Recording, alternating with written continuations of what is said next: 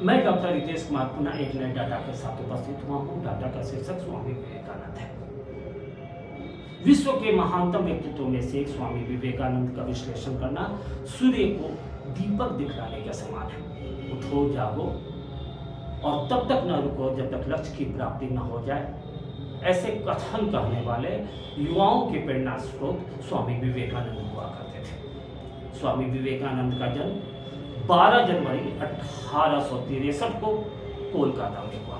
उनके पिता विश्वनाथ दत्त और माता का नाम श्रीमती भुवनेश्वरी देवी हुआ करती थी।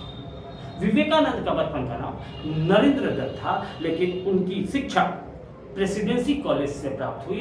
प्रेसिडेंसी कॉलेज को ही हिंदू कॉलेज के नाम से जाना जाता है, जिसकी स्थापना डिविलियर और राजा राम मोहन राय के द्वारा की गई। बहुत कम ऐसे छात्र हैं या परीक्षार्थी हैं जिन्हें यह पता होगा कि प्रेसिडेंसी कॉलेज ब्रह्म समाज के शिक्षा का एक प्रमुख केंद्र था। फलतः स्वामी विवेकानंद का जो प्रारंभिक जीवन था उसमें इस ब्रह्म समाज का काफी प्रभाव पड़ा, जिसके फलस्वरूप स्वामी विवेकानंद मूर्ति पूजा के विरोधी हो गए। साथ ही साथ ईश्वर में उनकी आस्था न थी। उन्होंने अपना शिक्षा का माध्यम अंग्रेजी को बनाया और प्रारंभ में वो पाश्चात्य शिक्षा के समर्थक हो गए। उनका मानना था, या ब्रह्म समाज का ये मानना था, अंग्रेजी और पाश्चात्य शिक्षा के द्वारा ही अब भारतीय दर्शन को संपूर्ण विश्व में फैलाया जा सकता है। आगे चलकर स्वामी विवेकानंद सनातन धर्म अर्थात हिंदू धर्म से संबंधित कई उल्लेखनीय कार्य किए, जिनके कारण उन्हें नव हिंदू धर्म का अग्रदूत से भी संबोधित किया जाता है। भारत के सर्वाधिक लोकप्रिय नेता में से एक श्री सुभाष चंद्र बोस के द्वारा उन्हें भारत की आध्यात्मिक पिता के रूप में संबोधित किया गया था। यह उक्तियां स्वामी विवेकानंद के कृतित्व और व्यक्तित्व के बारे में बहुत कुछ बता सकता है। आगे चलकर स्वामी विवेकानंद हिंदू धर्म और धर्म से संबंधित धर्म सुधार आंदोलन को एक नई दिशा और दशा देने का प्रयास किया।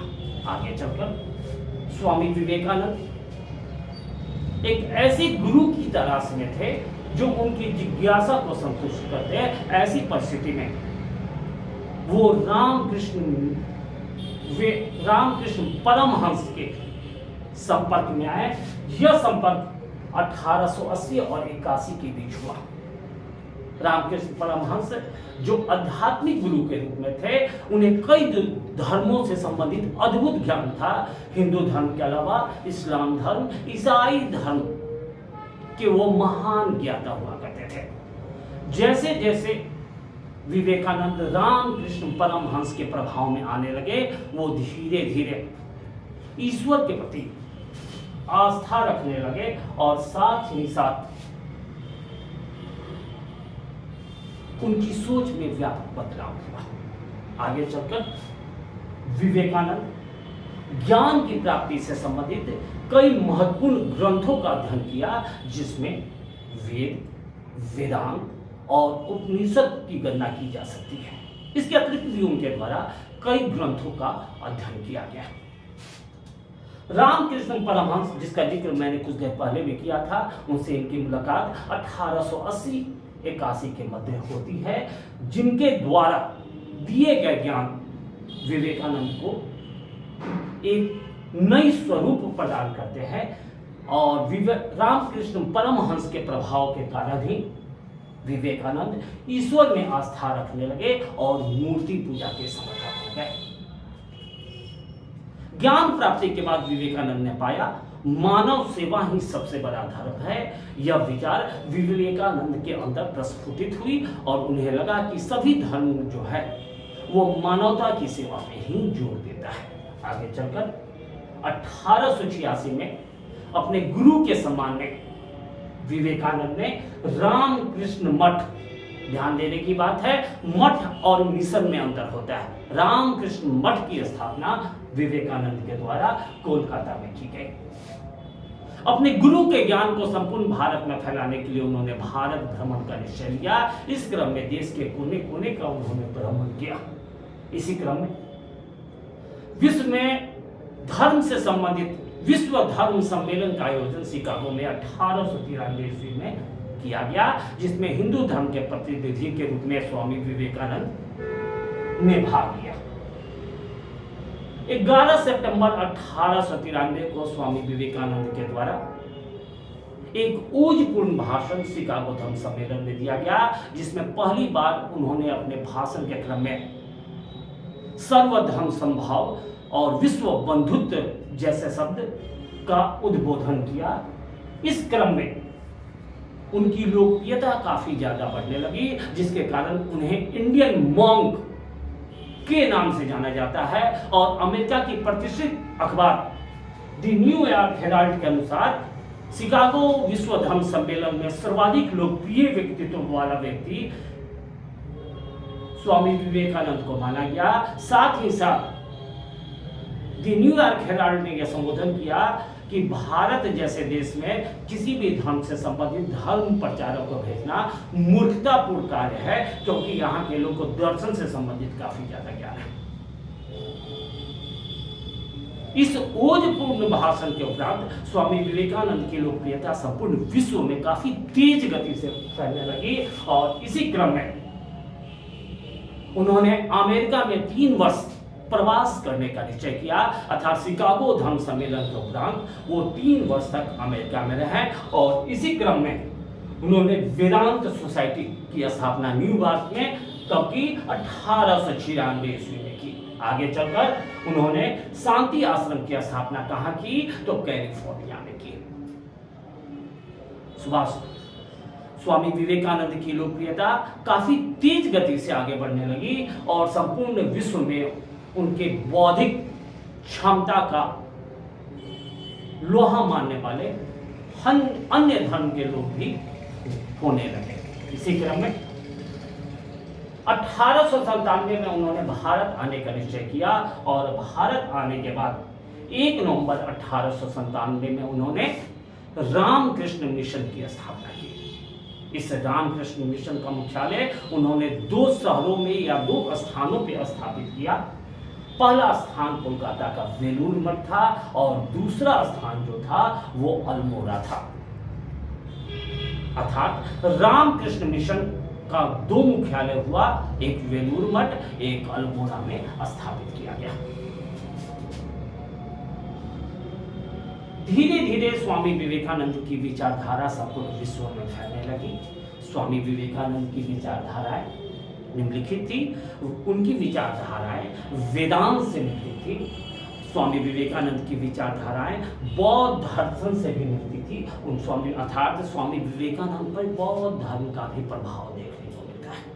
साथ ही साथ उनकी आध्यात्मिक विचारधारा ये थी कि ईश्वर में आस्था रखिए, अर्थात वो ईश्वर को मानने लगे, जबकि स्वामी विवेकानंद अपने शुरुआती जीवन में ईश्वर को नहीं मानते थे।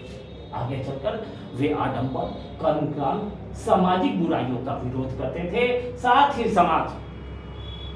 स्वामी विवेकानंद सामाजिक समरसता के साथ साथ सामाजिक समानता, एक रूपता पे विशेष जोर देते थे। उनका मानना था कि समाज में सभी जातियां एक समान होती है। इसी क्रम में उन्होंने एक नारा भी दिया था, भारत शूद्रों का होगा। यह संबोधन करने वाले विश्व के पहले व्यक्ति कौन थे, तो स्वामी विवेकानंद थे। आगे चलकर वो सार्वभौमिक धर्म की परिकल्पना की थी। उनका मानना था कि जो जितने सारे धर्म हैं वे सभी धर्मों को मान्यता देते थे। साथ ही साथ हिंदू सनातन धर्म की को भी वो मान्यता देते। मूलतः वो सनातन धर्म से संबंधित व्यक्ति थे, लेकिन सभी धर्मों की उपस्थिति को मान्यता देने का कार्य किया। उनका मानना था कि मानव सेवा जो है वो सबसे बड़ा धर्म है और अपने शिक्षा के माध्यम वो किस भाषा को बनाए, तो अंग्रेजी को बनाए। 1898 में उन्होंने पुनः निश्चय किया कि वो अमेरिका की यात्रा पे जाएंगे। इसी क्रम में विश्व के कुछ देशों की यात्रा की। इस क्रम में उनके द्वारा जर्मनी की यात्रा की गई, रशिया की यात्रा की गई, साथ ही साथ जापान, फ्रांस की भी यात्रा की गई। आगे चलकर 1900 ईस्वी में विश्व धर्म सम्मेलन अर्थात पेरिस धर्म सम्मेलन का आयोजन किया गया, जिसमें पुनः स्वामी विवेकानंद उपस्थित हुए और अपनी बौद्धिक क्षमता से संपूर्ण विश्व को अभिभूत कराने का प्रयास किया।